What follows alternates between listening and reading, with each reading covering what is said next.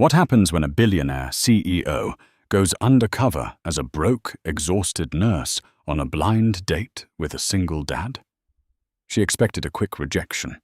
Instead, his 5-second reaction shattered her entire worldview and triggered a multi-million-dollar corporate scandal. Listen closely, because this twist changes everything. Gloria Hayes was exhausted, but not in the way most people understood. At 32, she was the founder and CEO of Beacon Medical Technologies, a Boston-based biotech conglomerate that had recently revolutionized surgical robotics. Her days were measured in board meetings, FDA approval hearings, and ruthless negotiations that moved millions of dollars across international borders. When she took her company public on the NASDAQ, her net worth skyrocketed past the $2 billion mark. She had everything: a penthouse overlooking the Charles River, a fleet of luxury cars, and a wardrobe curated by a personal stylist. Yet her personal life was a smoking crater. Her last relationship had ended in a spectacular, humiliating disaster. Her ex-fiancé, a charming investment banker named Ryder, hadn't just broken her heart. He had attempted to leak Beacon's proprietary trade secrets to a competitor shortly before their wedding. He had loved her money, her power, and the access she provided. But he hadn't loved her. Since that betrayal, Gloria had built an emotional fortress. Every man she met in her elite social circles felt like a predator, looking for a payout or a stepping stone. "You need to step outside your bubble, Jen," her younger sister, Clara, had told her over brunch 3 days ago. "No venture capitalists, no hedge fund managers. I set you up with a regular guy. His name is Liam. He's an operations manager for a regional grocery chain. He's a single dad, he's grounded, and he doesn't read the Wall Street Journal. He has no idea who you are." Gloria had reluctantly agreed, but the paranoia of her past trauma lingered. What if he Googled her? What if he saw the dollar signs the moment she pulled up in her Porsche? That was when the idea took root, a desperate, slightly unhinged test to see if a man could value her without the billionaire price tag. On Friday evening, Gloria stood in front of her massive walk-in closet, completely bypassing the silk Prada dresses and Armani blazers. Instead, she pulled out a pair of faded, oversized blue scrubs she had purchased online from a discount medical supply store. She scrubbed her face entirely free of makeup, revealing the dark circles of actual sleep deprivation she carried from her 60-hour work weeks. She tied her dark hair into a messy, haphazard bun and clipped a fake, generic hospital ID badge to her chest pocket that simply read, Jen-RN. To complete the illusion, she left her keys on the marble counter and borrowed her housekeeper's battered 2012 Honda Civic. The car smelled faintly of stale coffee and dog hair, a sharp contrast to the pristine leather she was used to. The date was set at the Gilded Fig, a high-end, dimly lit bistro in downtown Boston. It was exactly the kind of place a regular guy would choose if he wanted to make a great impression on a first date. Expensive enough to be a treat, but not quite Michelin star intimidating. Gloria parked the dented Civic 3 blocks away to avoid the valet, pulling her thin, inexpensive cardigan tighter around her shoulders as the crisp autumn wind hit her. Her heart hammered against her ribs. She felt completely exposed. Without her designer armor and her intimidating title, she was just a tired woman in shapeless cotton. She was convinced that the moment she walked in, looking like she had just crawled out of a grueling 12-hour shift, this Liam would take one look at her and feign an emergency to leave. Men wanted polished, perfect women. They didn't want someone else's exhausted reality. She pushed open the heavy oak doors of the restaurant. The warm glow of amber chandeliers spilled over the immaculate white tablecloths.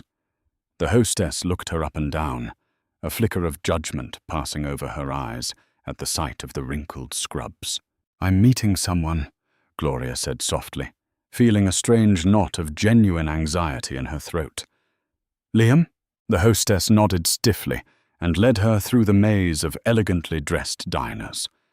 In a quiet corner booth, a man was waiting. Liam Dempsey was 34, with broad shoulders, a strong jawline, and warm, deeply kind hazel eyes. He was wearing a neatly pressed navy button-down shirt and a blazer. He looked nervously at his watch, adjusting his cuffs. When he looked up and saw Gloria approaching, he froze. Gloria took a deep breath, preparing for the inevitable look of disappointment or embarrassment. She stopped at the edge of the table, her hands shoved deep into her scrub pockets. "I'm sorry. I wore my work uniform," she said, her voice intentionally strained.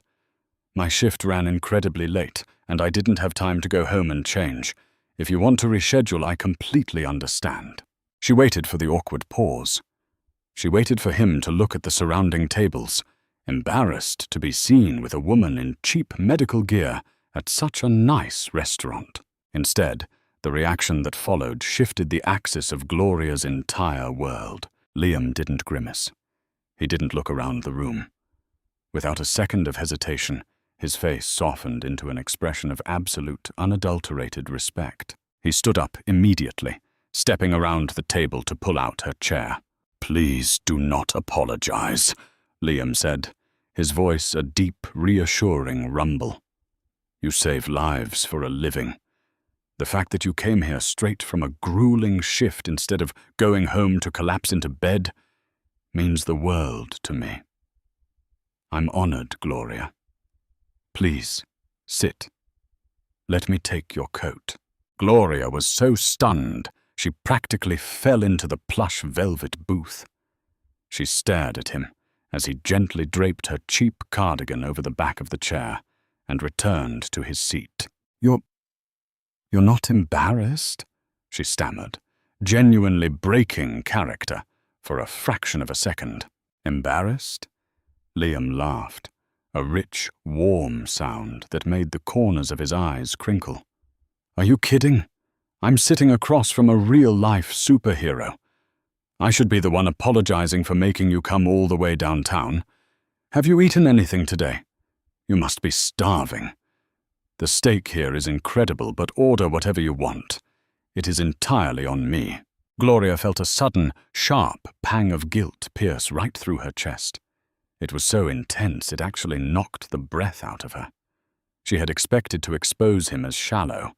Instead, his overwhelming grace was exposing her own cynicism. As the waiter approached, Liam seamlessly took charge, ordering her a glass of the restaurant's best Pinot Noir and urging her to pick the most restorative thing on the menu. Once the waiter left, Liam leaned forward, giving her his undivided attention. "So what floor are you on?" he asked gently. "I see you." "ER." Gloria swallowed hard, forcing her brain to recall the medical jargon she had picked up from developing surgical technology. "I float," she lied, her voice barely above a whisper. "Mostly post-op recovery today. It was a heavy day." Liam nodded slowly, his eyes reflecting a deep, haunting empathy. "I can only imagine. My daughter, Harper, she's 7 now. But when she was 2, my wife..." He paused, taking a steadying breath. "My wife passed away from a very aggressive leukemia. We spent 8 months in and out of the oncology wards. The doctors were brilliant, sure, but the nurses were the ones who held my hand. They were the ones who brought my wife extra blankets when the chemo made her shiver, and sneaked Harper ice cream when the cafeteria was closed. You guys are the glue that holds a shattered family together." He looked directly into Gloria's eyes, reaching across the table to lightly, respectfully touch the back of her hand. "So honestly, Thank you for what you do. I know it's a thankless job most days. But it matters. Gloria felt hot tears prick the corners of her eyes. She pulled her hand back slightly, folding them in her lap so he wouldn't see them trembling. She wasn't a nurse. She was a CEO who sat in an ergonomic leather chair and argued about profit margins and supply chain logistics. She made the machines that went into those hospitals. Yes, but she didn't hold the hands of dying mothers. She was a fraud, and sitting across from this incredibly sincere, heartbroken, beautiful man, she felt like a monster. Liam, Gloria started, her throat tight. She was going to tell him. She had to end the charade right now, before she did any more damage to this good man's heart. There's something I need to tell you about my job. I'm not... Gloria Hayes. A loud, booming, undeniably arrogant voice sliced through the intimate quiet of their booth. Gloria's blood ran ice cold. She snapped her head up. Standing next to their table was Jonathan Preston. Preston was the billionaire CEO of Apex Pharmaceuticals, a direct competitor to one of Beacon's subsidiaries. He was a notorious shark, a man who loved corporate espionage and public grandstanding. He was wearing a custom Tom Ford suit, holding a half-empty glass of scotch, and looking down at Gloria with an expression of predatory amusement. "I thought that was you," Preston said, his voice entirely too loud, drawing the attention of neighboring tables. His eyes raked over her faded blue scrubs, the messy bun, the lack of makeup. A cruel, delighted smirk spread across his face. "My God, Gloria. I heard the board was furious about the missed Q3 projections, but I didn't realize they had literally stripped you of your title and put you on floor duty. What is this? A new PR stunt? The undercover boss trying to save face after the FDA rejected your new robotic arm." Liam frowned, looking utterly bewildered. He looked from the sharply dressed billionaire to Gloria. "Gloria? Who is this guy? What is he talking about?" Preston laughed, a harsh, grating sound. "Oh, this is priceless. You don't know who she is, do you, buddy? You think you're on a date with a Florence Nightingale?" He leaned in, pointing his scotch glass at Gloria. "You're looking at the ruthless, ice-cold CEO of Beacon Medical. Though, by the look of these rags, maybe the SEC finally caught up to her accounting tricks and froze her assets." Panic, pure and unadulterated, exploded in Gloria's chest. Preston wasn't just ruining her date. He was loudly implying corporate fraud in a room full of Boston's elite. If a rumor like that hit the trading floor on Monday morning, Beacon Medical's stock would hemorrhage hundreds of millions in value within hours. Liam stood up, his broad shoulders suddenly looking very intimidating as he stepped between Preston and Gloria. "Hey, I don't know what kind of sick joke this is, but you need to back away from our table. Right now." "Liam, wait!" Gloria gasped, standing up, her mind racing at 1,000,000 miles an hour. If she confessed the truth now, Liam would realize she had been manipulating him from the start. He would walk away disgusted. But if she lied, she risked a catastrophic public showdown. "A joke?" Preston snared, looking Liam up and down with obvious disdain. "Ask her yourself. Ask her where her Porsche is. Ask her about her penthouse." Liam turned to Gloria, his protective stance faltering just slightly as he saw the sheer terror in her eyes. "Gloria?" he asked softly. "What is he talking about?" Gloria looked into Liam's honest, trusting eyes, and then at Preston's mocking grin. The corporate shark was already pulling out his phone, likely to text a picture of her in scrubs to a journalist at the Wall Street Journal. She had a split second to make a choice. She took a deep, trembling breath and doubled down on the lie in the most dangerous way possible. "Liam," Gloria said, her voice shaking but loud enough for the surrounding tables to hear. "Don't listen to him. His name is Jonathan. He's a psychiatric patient from the ward I used to work on. He suffers from severe grandiose delusions. He thinks he's a pharmaceutical mogul." For 3 agonizing seconds, the dining room of the Gilded Fig went entirely silent. Jonathan Preston's smug, predatory grin vanished. The blood drained from his face, only to return in a violently furious shade of crimson. The veins in his neck bulged against his custom silk collar. "What did you just say?" he hissed, his voice trembling with sheer, unadulterated outrage. Liam's entire demeanor shifted. The confusion melted into a calm, practiced de-escalation tactic he likely used to manage angry customers at his grocery stores, or, as he now believed, erratic psychiatric patients. He stepped completely in front of Gloria, shielding her with his body. "All right, Jonathan. Let's take a deep breath," Liam said, his voice dropping an octave into a soothing, authoritative tone. "Nobody is upset with you, but you're in a restaurant, and you're frightening people. How about we step outside? Do you have an emergency contact I can call for you?" "I am the CEO of Apex Pharmaceuticals," Preston roared, slapping his hand onto the neighboring table, rattling the crystal wine glasses and causing a terrified couple to recoil. "I control a $10 billion supply chain. I'll buy this pathetic restaurant and have you thrown onto the street." "Okay, buddy, that's enough," Liam said gently but firmly, gripping Preston by the elbow. "Get your hands off me, you nobody!" Preston shrieked, batting Liam's arm away. By now, the maitre d' and 2 thick-shouldered security guards were rushing over.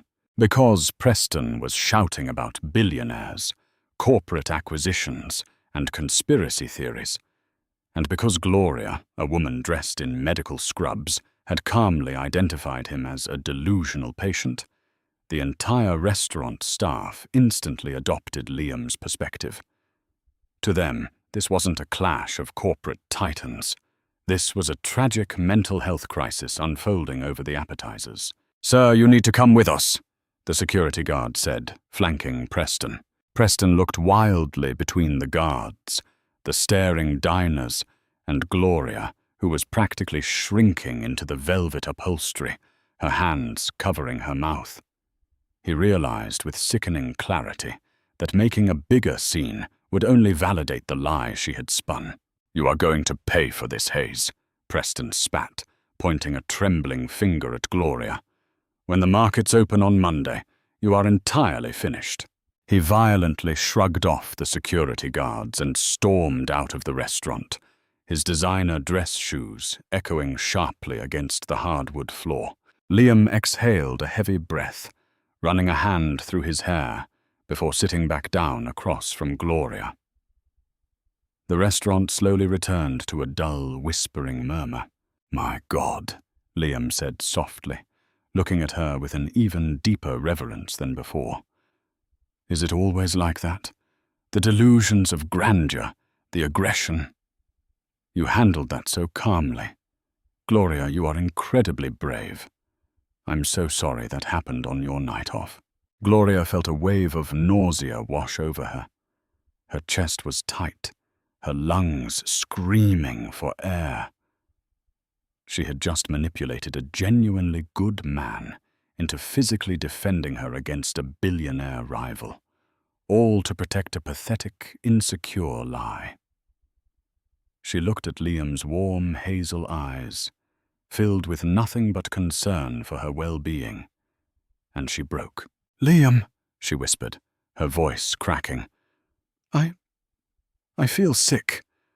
I think the stress of the shift just caught up with me. I have to go." "Oh, of course, absolutely," he said immediately, already reaching for his wallet. "Let me walk you to your car." "No," she blurted out, panic flaring again. He couldn't see her get into the housekeeper's beaten-up Civic. She couldn't layer another lie onto this towering house of cards. "No, please. Finish your dinner. I'm just going to slip out the side. I'm so sorry." Before he could protest, Gloria grabbed her cheap cardigan, practically ran past the kitchens, and bolted out the emergency exit into the cold Boston night. She didn't stop running until she reached the dented Honda, locking the doors and collapsing against the steering wheel, sobbing until her ribs ached. She thought that was the end of it. She thought she would just ghost Liam, bury the shame deep inside her, and return to her lonely, high-stakes life. She was wrong. At 6 a.m. on Saturday, Gloria's phone erupted. It was a shrill, incessant ringing reserved only for corporate emergencies. She answered it blindly. "Turn on CNBC, now!" demanded Sarah, her ruthless head of public relations. Gloria grabbed the remote and flicked on the massive flat screen in her penthouse. Her stomach plummeted through the floor.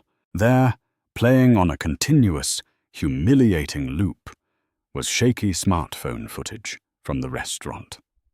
Someone in the booth behind them had recorded the entire altercation. The footage clearly showed Gloria in her faded scrubs, Liam standing over her defensively, and Preston screaming about being a billionaire before being escorted out. The chyron at the bottom of the screen read, "Beacon Medical CEO, spotted in medical scrubs, calls rival Apex. CEO delusional patient in bizarre restaurant brawl." "It's everywhere, Jen," Sarah barked over the phone. "Twitter, Reddit, Bloomberg. The Wall Street Journal just published an op-ed questioning your mental stability. Half the internet thinks you're going bankrupt and taking a second job.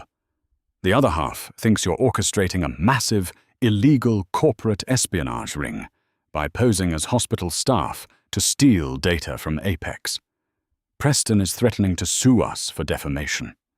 The board is demanding an emergency meeting at noon."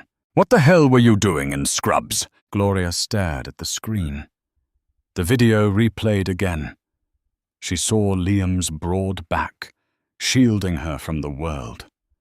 She had dragged a grieving single father into the middle of a vicious, viral corporate scandal.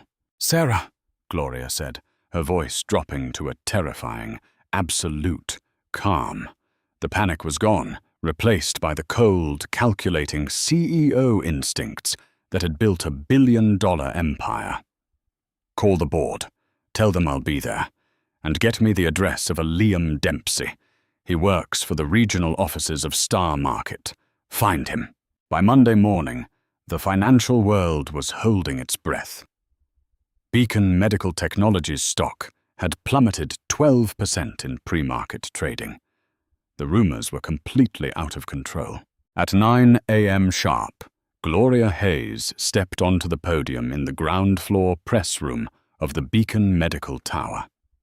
She was not wearing scrubs. She wore a razor-sharp, bespoke charcoal suit, her hair pulled back into a severe, immaculate twist.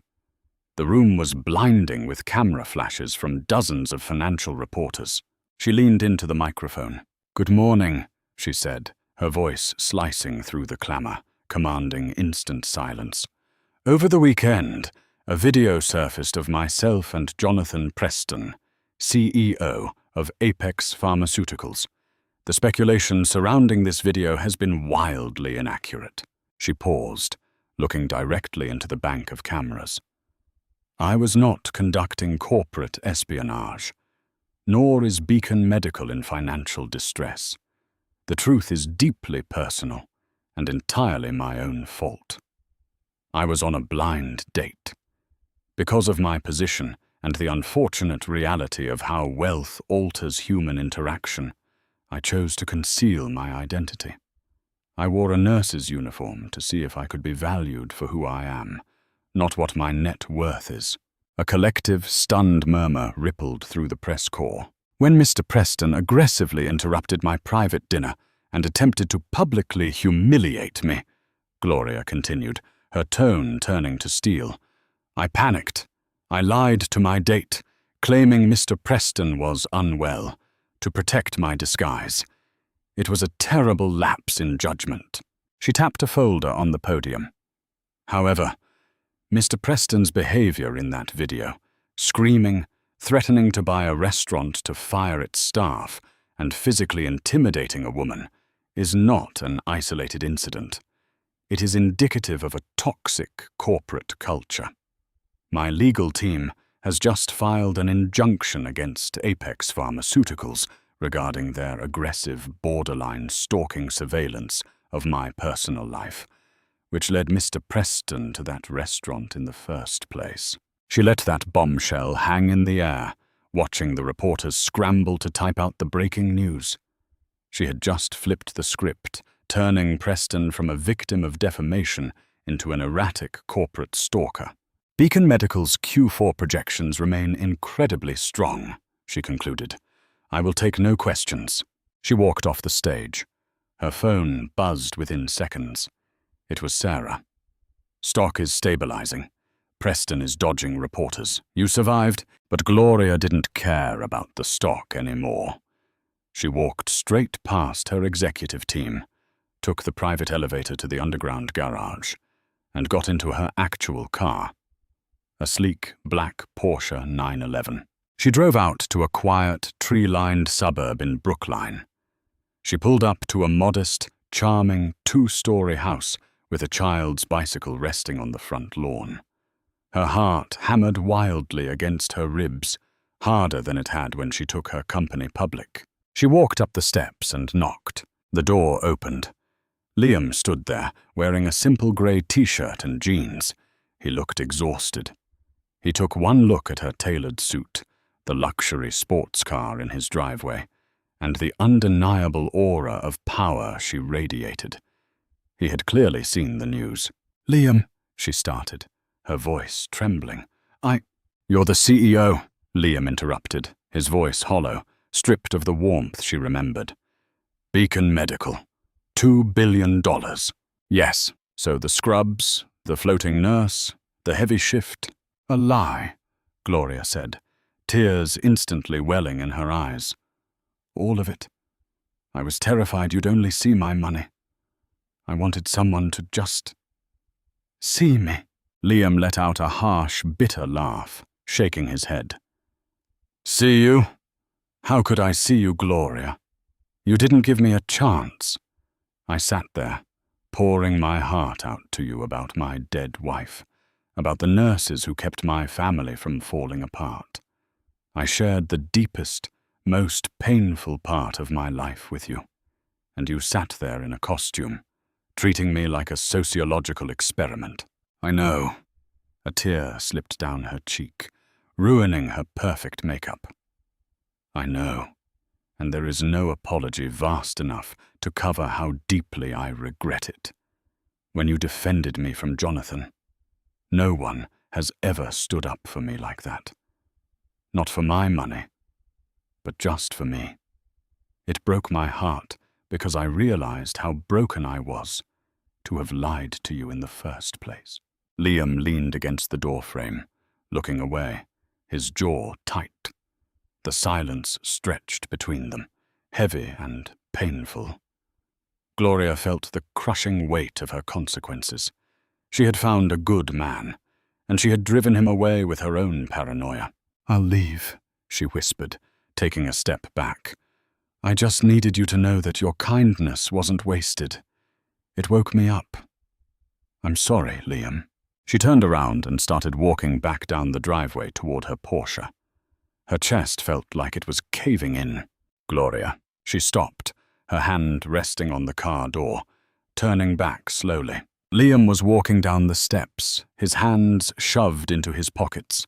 The anger in his eyes had dimmed, replaced by a lingering, cautious sorrow. "You made me a viral meme, you know. Grocery manager fights billionaire."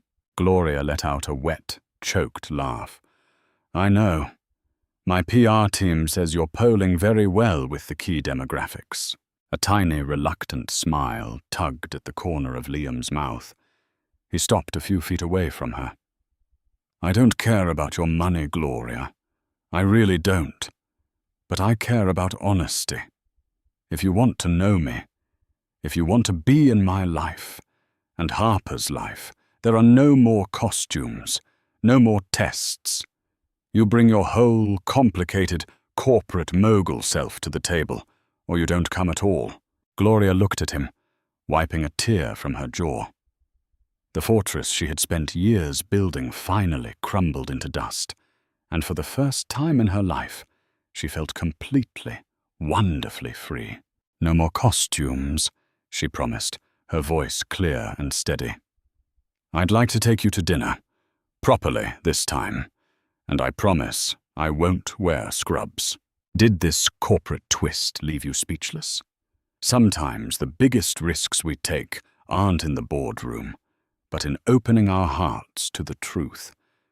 If you loved this dramatic journey from a fake hospital badge to a multi-billion-dollar press conference, hit that like button. Share this story with someone who needs a reminder that true love doesn't care about your bank account. And don't forget to subscribe for more incredible real-life storytelling.